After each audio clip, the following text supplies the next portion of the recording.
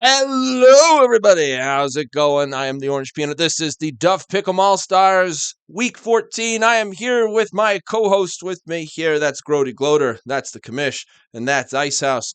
We are here to talk to you about your pick'ems, your draft picks of teams that you may want to pick for your weekly buy-ins, gamblings, wins, whatever you'd like to have with that one there. We're doing this kind of for fun. Hey, we've just kind of started this out as just sort of a, hey, is this something that, is it working? Is there anything with it there? So if you like this, make sure you smash that subscribe button down real solid with that one there. But we're going to turn to the commish to talk about what happened last week in our pick'em over here. Commish, what happened last week?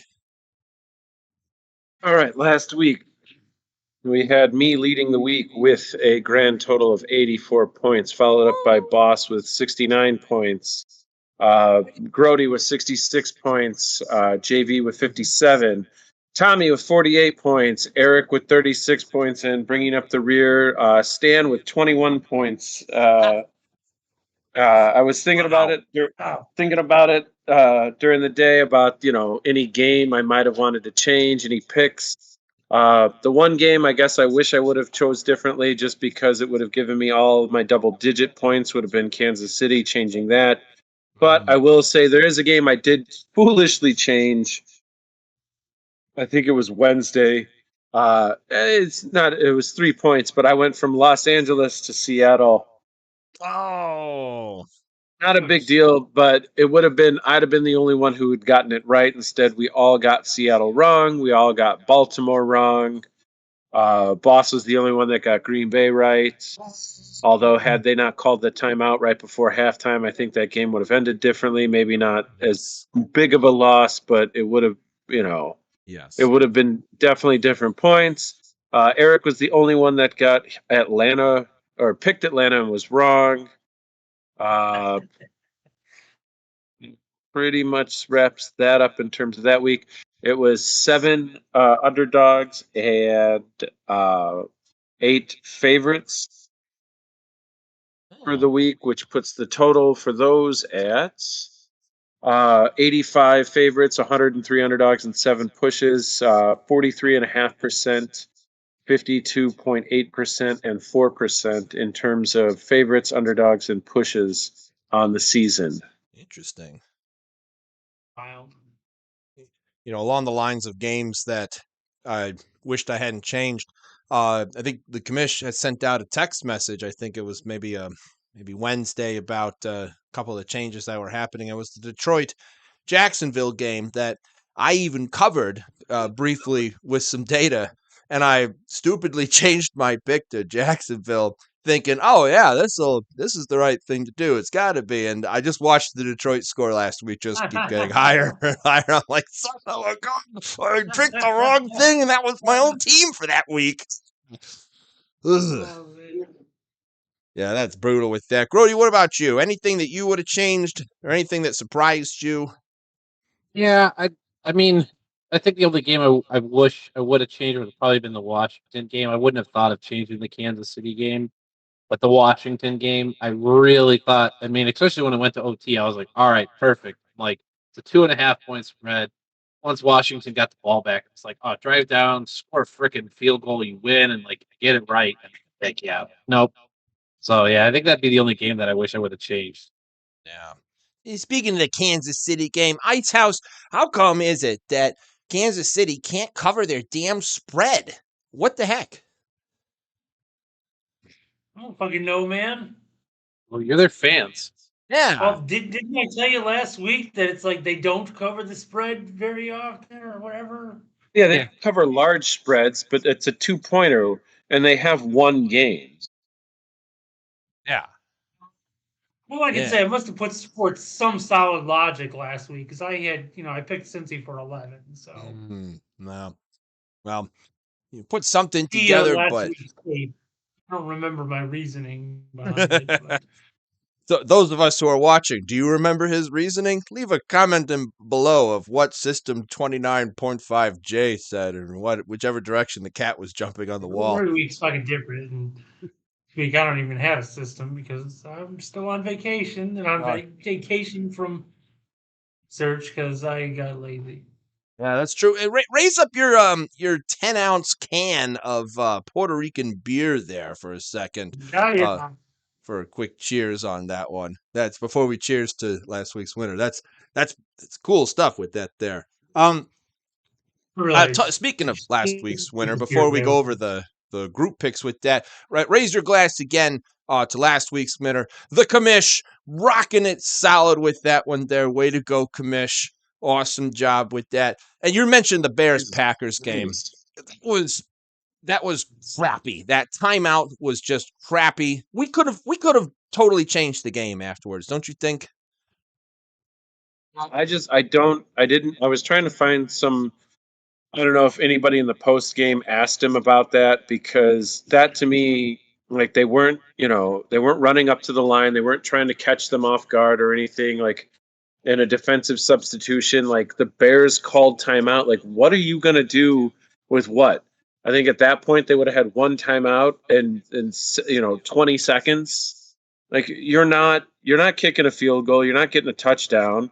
Like, Green Bay didn't immediately call a timeout, which meant that they weren't going to go for it. They only went for it because you called a fucking timeout, which meant even if they didn't score, but they got the first down, they could have then used their timeout, maybe one more shot at the end zone and then kick the field goal. Instead, they were content kicking the field goal. You'd have gone in at the half 16-6 instead of 16-10. And then even if they score on that drive, which they didn't, they went 3 and out, you would have been up 16-13 still. Yeah. Like, that whole entire thing made no sense to me whatsoever. Yeah, and the other thing that doesn't make sense too is and it's the one thing, like, Joe mentioned previously, that they're definitely losing for a reason.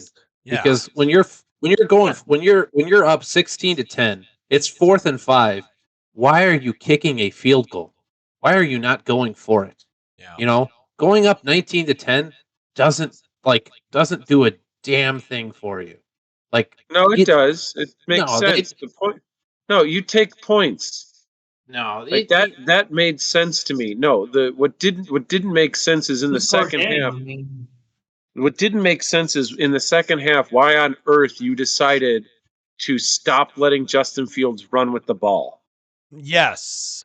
Especially after the dynamic touchdown. You had zero design runs in that second half. Yeah, and I think that was because on one of the plays that he only literally gained like a yard, and he got tangled up. He came up kind of like, ugh. And I think, he's your franchise guy. You cannot RG3 him.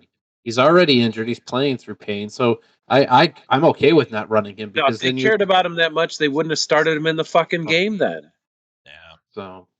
Yeah, but you need to him satisfy the fan base, man. Fan base wants to see him out there again. But he needs if the goal is to tank, then why bother putting him out there? Because he needs to get game field experience. You're not going to get better if you're on the fucking bench.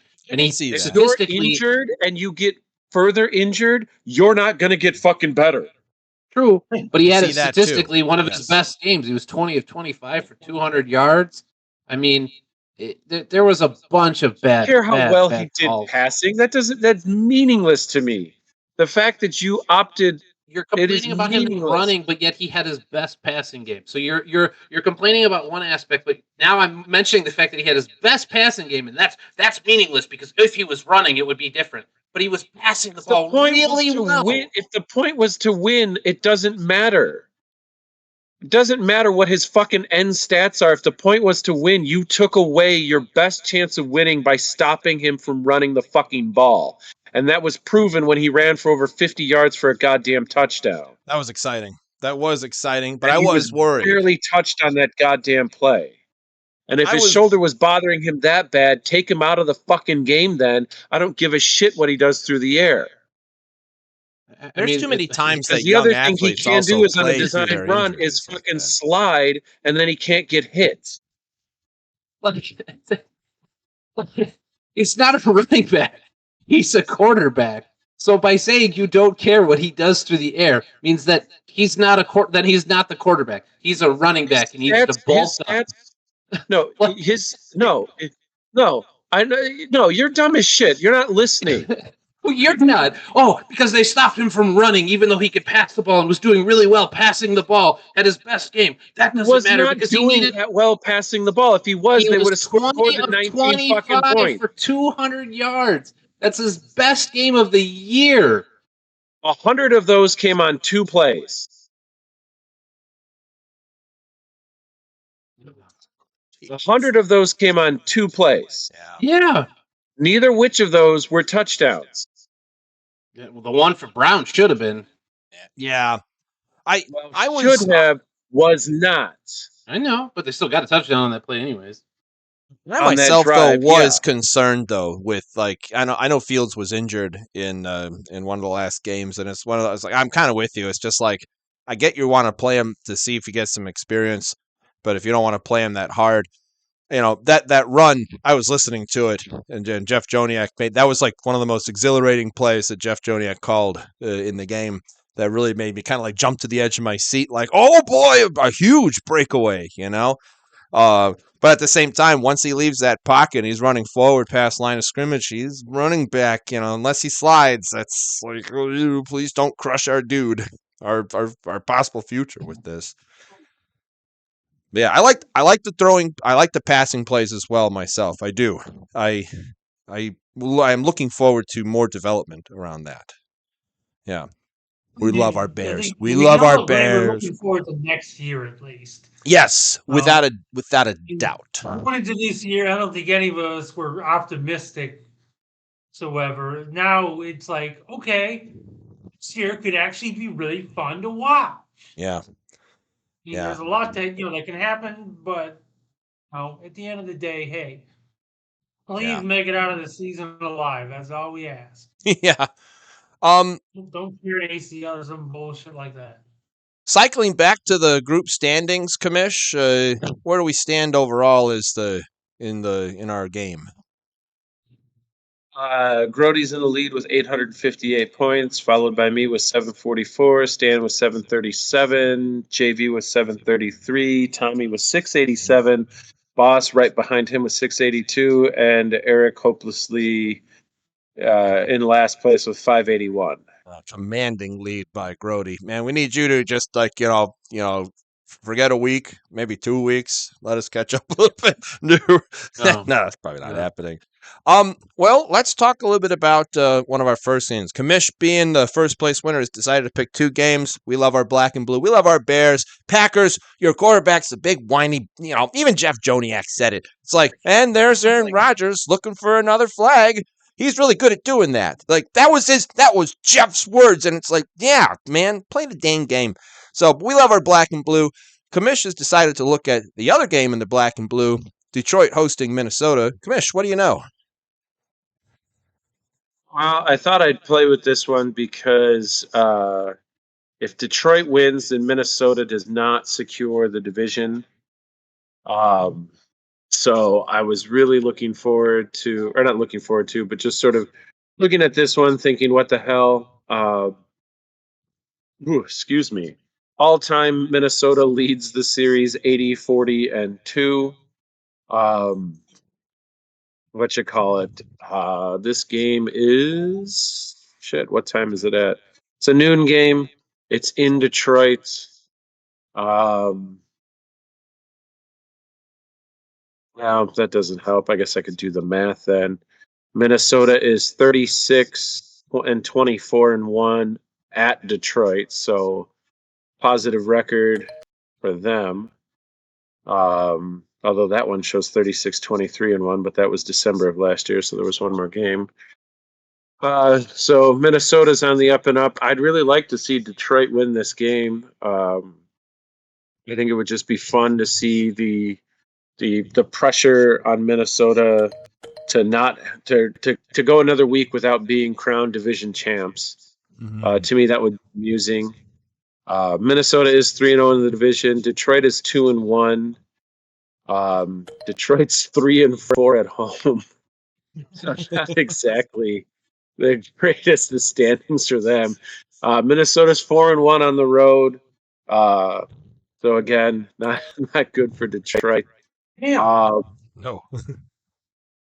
But what you call it? As far as points, though, Detroit has scored more points this season than Minnesota, 315 to 289. Minnesota has a positive net points as they've only given up 279, so they're plus 10, whereas Detroit's given up 324, so they're minus 9. Minnesota's riding a 2-game win streak, while Detroit's won just their last game. I don't really have any other stats on this one. I mean, Jared Goff is relatively new to the Lions. Minnesota, on the other hand, with what's his face Cousins, he's been there for a few years, so I could have looked up his record, but I didn't. I got Minnesota in this one. I got where is that? It is. I got 13 points on it as it's a 1-point spread. I'd really love to see Detroit pull it off. I don't know that they're going to, so I'm going to stick with Minnesota for 13. Minnesota for 13 with that one. Icehouse, your thoughts? Yeah, originally I was going to take Detroit because it's at home and they've just been scoring. So, but then everything Joe was saying, it's like, wow, they just done against the Lions and Lions don't do anything at home. Minnesota on the road, it's like, oh, what, fuck it. I mean, it's 1-point spread is basically a pick 'em. It's like you're really gonna win by 8 points. You do that, well, that's just gonna suck. I'm gonna take 8 on Minnesota. 8 on Minnesota. Grody, what are your thoughts? It's like they disappoint anyway. So Well, Kirk Cousins is 8-2 against the Lions in his career. His first loss was in 2016. It was with Washington. His last loss was last year in December at Detroit. I want to pick Minnesota in this one. Now knowing that he lost to him. No, I'm just kidding. Yeah, even with that 8-2, and then Joe said Minnesota's 4-1 on the road. That's So I'm taking Minnesota. I got 13 points on it. 13 points on Minnesota, and I will be joining you with a pick for Minnesota. I've got a system this week. I'm going to do 9 points on Minnesota for this one here. Yeah. Coming down the list with this, we come to Icehouse. His Closet Chiefs are heading for a game against Denver this week. I believe it is at Denver. Is that right, Icehouse?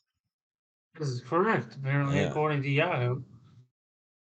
What do you know? Look, not much. This is the first I've seen of the spread, so sorry, I'm on vacation. I haven't had time for this. Puerto Rico. As we all know, KC doesn't cover the big spreads, and this is a larger one. Sometimes big could be double digit, so use your discretion, I would say. I'm gonna take Kansas City. Really? Taking Kansas City for 7. Sure they never cover, but you guys, I don't have more, but Excellent. There's been other stuff. Excellent with that one. How much are you putting on Kansas City? 2 points. 2 points there on Kansas City. All right. Grody, your thoughts? Yeah, I'm definitely taking the Chiefs here. Patrick Mahomes is 9-0 in his career against the Broncos. So I don't see him losing. There we go. And with how horrible Denver's defense is, I'm pretty sure to beat them by 10 points. It's going to be pretty easy. I only got 3 points on it. 3 points on that one there. I really want to pick Denver. The system says to pick Denver because the system says Kansas City doesn't cover the spread like ever. You know what system? No. System it is. 6 points on Denver. That's where we're going with that. Commish. Well, up until last week against Cincinnati, the Kansas City Chiefs had like a 26-game winning streak in November and December games. So I feel like I feel like they're going to win the game. I don't know if they're going to do it by more than 9. The other thing to consider is Denver sucks. Denver is terrible. It's just confident taking the Chiefs. Denver has just been not good this season. And Kansas City, given that unfortunate loss, is now in jeopardy of missing out on that number 1 seed. So they need to win. So I'm going to take Kansas City. I have 2 points on that game. 2 points on that game. Gotcha with that. All right. Coming on down the list with there, Grody. Grody has picked a great game here. He's got the Philadelphia Eagles. I believe they are at the New York Giants. Grody, what do you know about this? Yes, sir. It's a divisional matchup for these two teams. They have met a total of 178 times. Philadelphia leads the series 89-87 with 2 ties. It's been a pretty close series. Jalen Hurts, his second year as a starter for the Eagles, he's 1-1 versus the Giants, losing to them last year and winning at home against them. So it being at home for the Giants, you could still see Philadelphia winning this game. They've played a lot of close games. Even a team as bad as the Colts are, almost beat them. So I can definitely see the Giants keeping this closer than 7. I got 4 points. I'm throwing it the G-Men's way. It's at home for them. Divisional game. Even if Philly wins, I could see them winning just on a late field goal. So I'm going to take the G-Men for 4 points. The G-Men for 4 points. I like that one there. Weather calls for this weekend in New York to have rain and possible snow, bad weather conditions, but these are two teams that are used to that as well. I will be citing 7 points. Man, there was 6.5. I think I'd side with the Eagles, but it's 7 points. I think I'm with you on that, Grody. I think I might do G-Men for 7 points on that. Yeah. Up to the commish. What do you think? I got 4 points on this game, and I'm going to go with Philadelphia. Philadelphia with that. Yeah, that makes sense with that. And then Ice House. What does the Puerto Rican establishment say with that? Your system. I can't understand them. They're all speaking in Spanish. What to tell you about that? But what can I say? When it comes to that division, I always feel like even when they're not close record wise, they still get close score wise. Well, I'm going to go with Grody. Somehow New York Giants keep it close, or within 7 anyway. So I'll take the Giants for 6 points. Giants for 6 points on that. Makes sense there. Down to the bottom here, I've decided to cover the Battle of Ohio, Cincinnati hosting in their jungle the Cleveland Browns. These two teams have played each other since 1970, 2 years every single year since then. I can say that because neither one of the teams have ever met each other within a playoff matchup at all. And so 2 years since 1970, they have been battling in the AFC North. Since 1970, this will be worth 70 points. Can the first person guess with the Bengals, Browns, and Steelers who was the other AFC North team in 1970? First person getting 7 points. No, not the Colts. The Baltimore Colts. No, not the Colts. Or was it the Tennessee Oilers? Tennessee Oilers, not the Oilers, or not the Tennessee Oilers. The Houston Oilers. Oh, Houston Oilers at that point. The Houston Oilers gets into that one with it. That's 7 points added over to the command. That soundbite, that around the horn score is just me keeping track of points. So they say something cool with that there that goes into play. I hate to say this. Cleveland has just been handing it to Cincinnati for the past 7 or 8 games with it. But prior to that, Cincinnati was handing it to Cleveland for about 7, 8 games straight. So this has been somewhat of a lopsided back and forth battle here. Bengals look good. Browns defense. Deshaun Watson sure knows how to hand it to people. Like 5 points on there. That's awesome. Yes, that's true. Deshaun Watson came back and what do you know? He looks bad. Like maybe his rusty joints need a massage or something like that. To top that off, the defense scored more touchdowns than Deshaun Watson did. Welcome back to the NFL. Please leave. So yeah, in this instance here, with a 6-point spread that has a favorites on Cincinnati side, 79%, with lower confidence. Only people are putting about 4.5 to 4 points on either one of these teams here. Cincinnati is trying to keep a battle in for first place within a potentially slightly contentious division with the Ravens. So I'm going to go on Cincinnati, and I'm going to put 11 points on Joe Burrow's offense with that. Commissioner, what do you think? Let's see. I have 5 points on the game, and I got it currently on Cincinnati. 5 points on Cincinnati with that. Yeah. Ice House? Yeah, I don't trust the Browns to repeat what they did on defense. So he's gonna clean up on this one, and I'll take Cincy for 10. Cincy for 10 on that one there. Grody? I got 5 points. I'm throwing it the Bengals way. Throwing it the Bengals way. We all think the Bengals are going to do something there.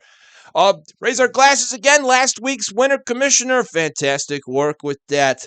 The Commissioner has decided to do one of his favorite games, one of his favorite teams. Let's go Buffalo against the Jets. Jets. What do you know, Commish? All right. So, since their last meeting, New York beat them, which now moves Buffalo leading the series from 67-56 to 67-57.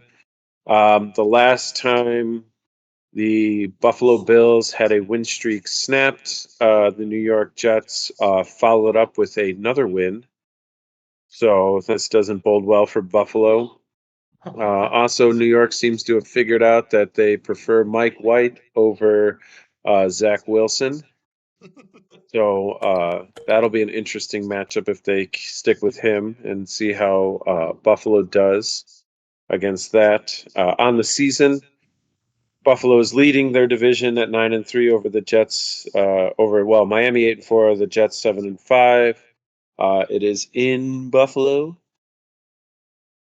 And Buffalo at home is 4-1 on the season. However, the Jets are 4-2 on the road. So kind of a wash in that sense. Divisionally, Buffalo is 1-2. The New York Jets are 2-2 in the division. So Buffalo needs this win to remain above the other teams with a tiebreak. And they also need this win to keep pace with potentially Kansas City. And stay ahead of both Baltimore and Cincinnati for that coveted number 1 seed and bye week. One of the other factors for Buffalo that will play in is whether or not I believe Von Miller, if he'll be back in the lineup. Wish this would load faster so that I could get to see if there's anything on him and his playing, because right now he's not listed on the IR, but anything on Miller, Mister Von Miller? Anyone know anything on Von Miller? I'm getting there. It's not moving fast enough. Where the hell? Google faster. Google faster. Oh, of course. Yeah. Well, I mean, he's not in their on their starting lineup because he's injured, and he's not in their fucking linebacker section because he's injured.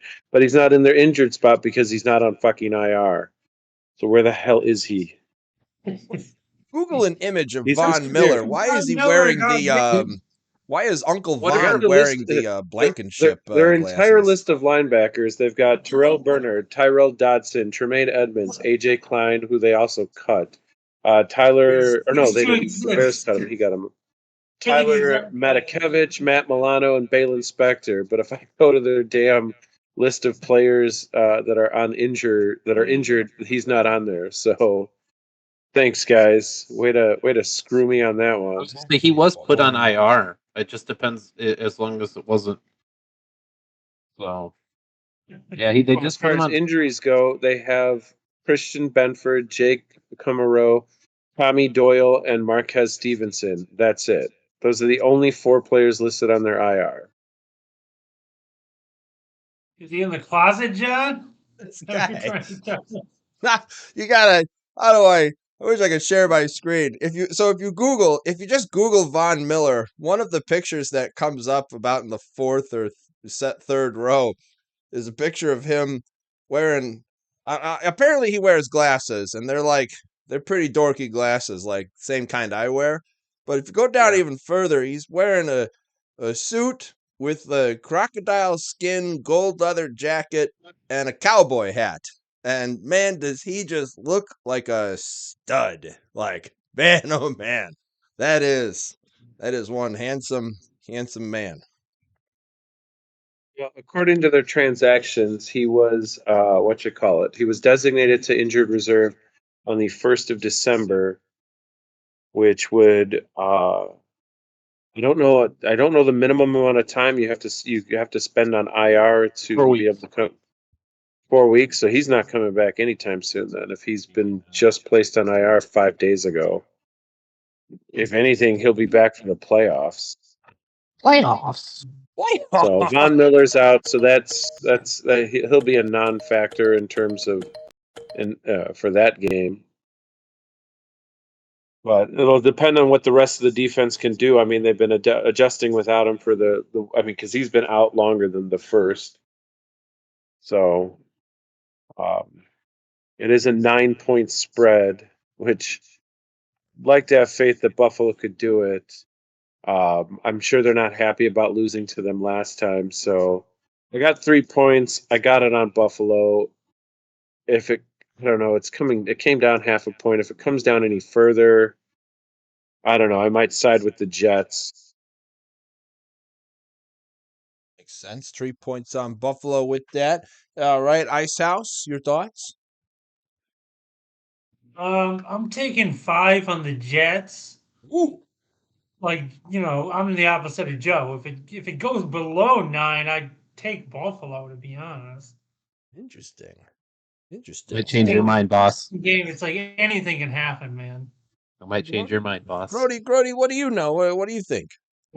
So after Mike White came in fantastically last year, and everyone thought, "Oh my God, what about Zach Wilson? This Mike White guy's amazing." He then played the Buffalo Bills in Buffalo and threw 4 interceptions, and Buffalo won 45-17. The Buffalo Bills need to play Zach Wilson, or the Jets need to play Zach Wilson if they want to have any chance, because Mike White is not going to be playing very well in this game.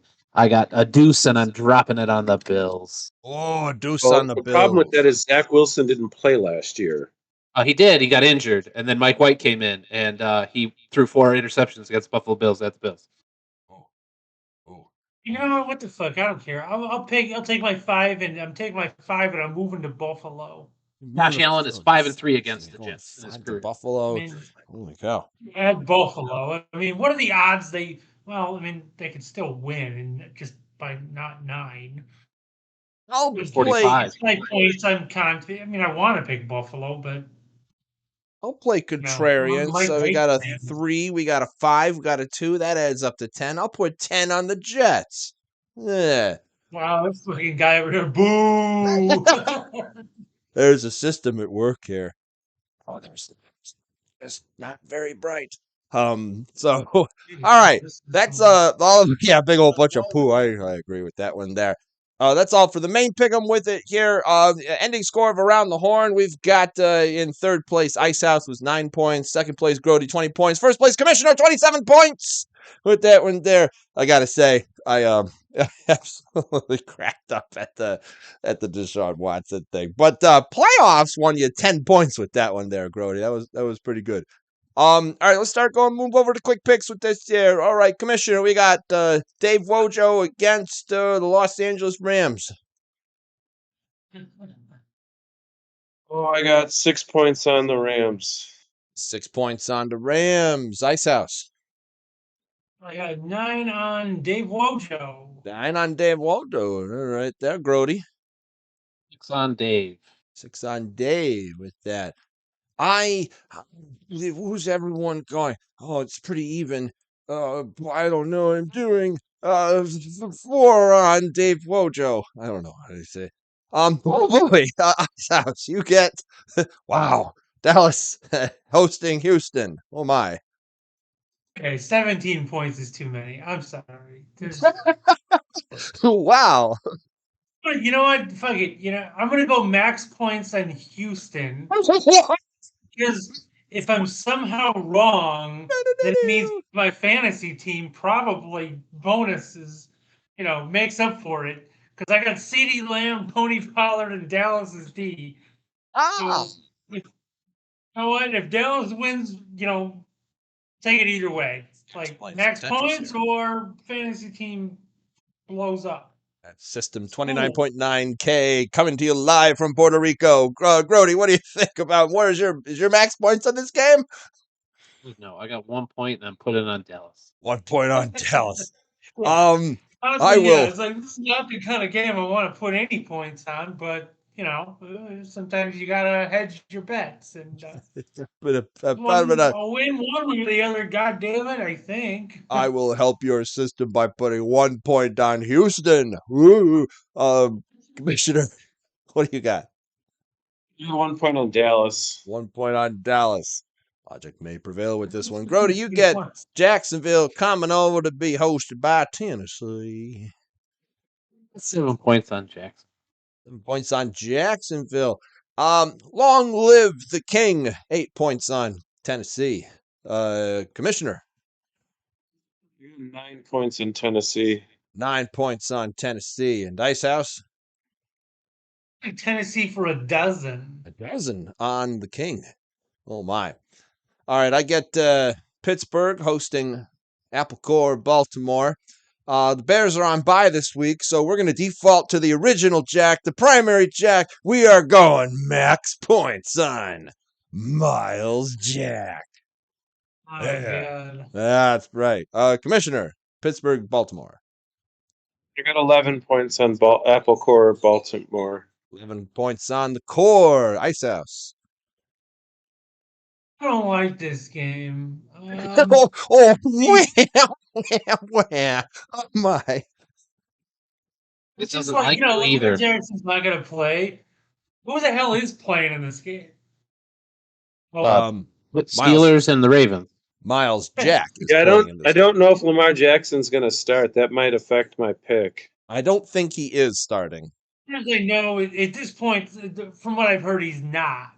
Yeah. So I'm taking 3 on Pittsburgh. 3 on Pittsburgh. Back up to the commish. Does that affect you at all? Your own research on that. I'm going to wait till Sunday and see. Okay. I had my pulse on the, finger on the pulse late. Coming over to Grody. Any thoughts? 11 on Pittsburgh. 11 on Pittsburgh. Back up to the champ. Got the second Pokemon gym leader, Brock Purdy, hosting Tampa Bay. Commissioner, what's your thoughts? Well, evidently after Monday night, apparently you can't count out Tampa Bay. So 3.5 point spread, and you don't have Jimmy G at the helm. I got 8 points on Tampa Bay. 8 points on Tampa Bay with that. Ice House. If Tampa can't cover this one by 4 points, and you know what? I'm taking Tampa for 11. Oh, is it though? If they can't win this one by 4 points, then get the fuck out of here. They're not favored. Winning. Tampa just has to lose. Tampa has to lose by 3 or less or win. That's what I mean. Like if they can't cover a 3.5 point spread, then get the fuck out of here. Seriously, go away. Go away. I don't like you anymore. Go. Brady needs to retire. The whole defense needs to fuck off. Everyone on that team just needs to, take a collective shit on themselves together. Oh, They God, that's can't funny. cover 3.5 points. Like, get out of here with that. That's damn funny. Grody, what are your thoughts? I got 9 on Tampa Bay. 9 on Tampa Bay. You're all wrong because in Pokemon Red and Blue, Onyx was my favorite Pokemon, and that's what Brock used against his guys. So I'm going San Francisco for Oh boy. 5 whole points on that. Actually, I liked You sounded Articuno. like me running out of systems, man. No, my system. I don't have a system. Do you think this is a system right here? No. But what does your system have to say about Geno Smith hosting Carolina? Carolina sucks, so I only have a 4-2 and a 1 left. So Seattle for 4, man. Seattle for 4. Grody. Seattle for 8. Seattle for 8. I will do Seattle for the twice with that there. Commissioner? You got 7 points on not Carolina firing Baker Mayfield. I got Seattle for 7. I love those memes that are popping. If Steve Baker can't avoid just like memes in general with it. Yeah, it's funny. All right, Grody, you get the battle of two of the ugliest colored uniforms in all of the NFL. Miami going to the Chargers. 10 points on the Chargers. 10 points on the Chargers. God, I hate the Chargers. They're just like the Chiefs. They never cover, but I'm going to just drop a deuce on them. I'm fine with that one there. Commissioner? Good news, they're the underdog. They don't have to cover, they have to beat the spread. So 10 points on the Chargers. That's what I'm talking about there. Ice House. I'll take 1 on the Chargers. A single one. Boop, boop, boop, boop. 1. A single one with that. Juice, I'll drop the number 1. So Yeah. have at it. That's true. All right, I got the last game. New England going down to wow. It's only 1 point. I have a big number. 12. Kyler Murray is back from a You take the wow guy. bye week. I am. I'm putting 12 points on. Wow. Commissioner, thoughts? I've also got 12 points on WoW. There we go. Ice House. I only have a 2 left, so 2 on wow. Wow. All right, Grody. I got 12 on Arizona. Oh, not 12 on WoW. You sure?